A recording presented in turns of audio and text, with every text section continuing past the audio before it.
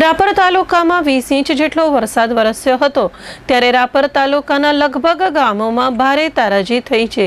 જેમાં રસ્તા, વીજ પોલ, ખેતીના પાક, ચેક ડેમ, તળાવ, નદી નાળાના લીધે લોકોના ઘરમાં તારાજી થઈ છે. તે અંગે સ્થાનિક વહીવટી તંત્ર નિષ્ક્રિય રહ્યું છે. ત્યારે આજે રાપર તાલુકામાં વરસાદની તારાજી અંગે મુલાકાત લેવા માટે આવેલા જિલ્લા કલેક્ટર આનંદ પટેલ સમક્ષ રાપરના ધારાસભ્ય વિરેન્દ્રસિંહ જાડેજાના કાર્યાલય ઇન્ચાર્જ વિનુભાઈ થાનકી, નશાભાઈ દયા, પ્રમુખ તાલુકા ભાજપ ડોલરભાઈ ગોર, કારોબારી ચેરમેન જયદીપસિંહ જાડેજા, મહેન્દ્રસિંહ વાઘેલા, લાલજીભાઈ કારોત્રા, મધુભા વાઘેલા, સમિતા ચેરમેન કિશોરભાઈ મહેશ્વરી, ભરતભાઈ મઢવી, કમલસિંહ સોઢા, કાંતિલાલ ઠક્કર, નટુભાઈ સોઢા, મેમાભાઈ ચૌહાણ, પ્રવીણભાઈ કોલી, રત્નાભાઈ રબારી, કલ્યાણપરના સરપંચ બાબુભાઈ કરોતરા, હરેશભાઈ વાગડા,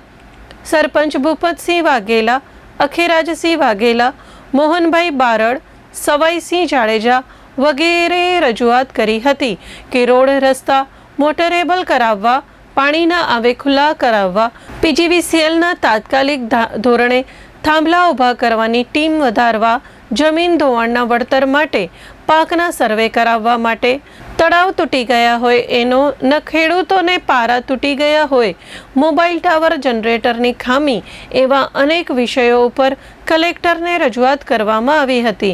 જેમાં આગેવાનો ઉપસ્થિત રહ્યા હતા અને સારી રીતે કલેક્ટર સાહેબે સાંભળ્યા અને તાત્કાલિક એની કામગીરી કરવા આદેશ કરેલ હતો. રાપર તાલુકામાં ખૂબ સારો વરસાદ વરસેલો છે. હાલની પરિસ્થિતિમાં આપણે જોઈએ તો સંપર્ક વિહોણા જેવા કોઈ ગ્રામ વગેરે નથી અને જ્યાં પણ નાની મોટી કામગીરી કરવાની થાય છે તમામ તંત્ર તરફથી આ કામગીરી કરવામાં આવી રહેલી છે. મોટાભાગના ગામોમાં જે વીજળી બાબત છે તો પીજીવીસીએલ તરફથી આ કામગીરી કરવામાં આવેલી છે અને જ્યાં પણ હજુ પણ નાના મોટા પ્રશ્નો હશે તો એ બાબતે પણ પીજીવીસીએલની ટીમ ગ્રાઉન્ડ લેવલે અત્યારે કામ કરી રહી છે. જે પણ રસ્તાઓ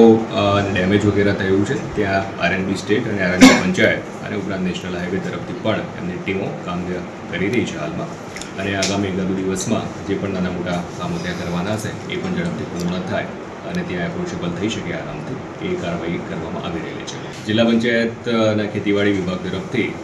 એમની જે નિયત હોય છે એ પ્રમાણે નિયત ફોર્મેટ હોય છે એ લોકોનું, તો એમની સૂચના પ્રમાણેની એ કાર્યવાહી જિલ્લા પંચાયત તરફથી કરવામાં આવતી હોય છે. અત્યારે જે પાણી પુરવઠા, PGVCL, RNB, national highway, health department અને સ્થાનિક ગ્રામ પંચાયત વગેરે તરફથી પ્રાથમિક દ્રષ્ટિકોણથી જે કામગીરી કરવાની થતી હતી એ કામગીરી ઓલમોસ્ટ પૂર્ણ કરવામાં આવેલી છે અને જ્યાં પણ બાકી રહેતી કામગીરી છે એ કામગીરી પણ ટૂંક સમયમાં કરવામાં આવશે.